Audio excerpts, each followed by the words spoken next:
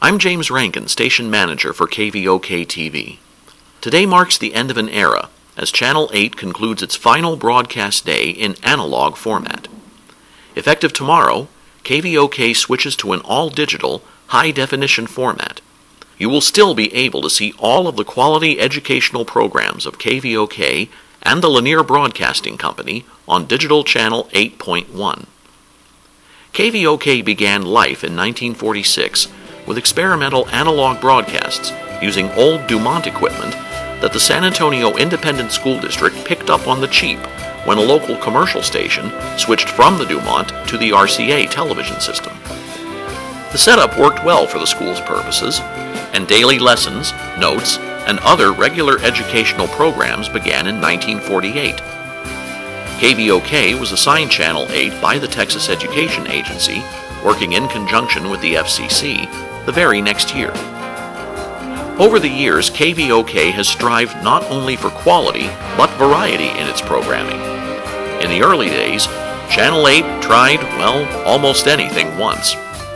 In the 1950s, the station experimented with a broadcast of the Chili Bowl game, while the early days of color TV saw an attempted expansion into the elementary and kindergarten markets. Neither one of these worked out, but KVOK was always on solid footing with material that backed up what was being taught in the classroom. Today, KVOK is the flagship station for the LBC network, leading the industry in high-quality, innovative programs recorded for rebroadcast in this classroom that are not only informative, but entertaining.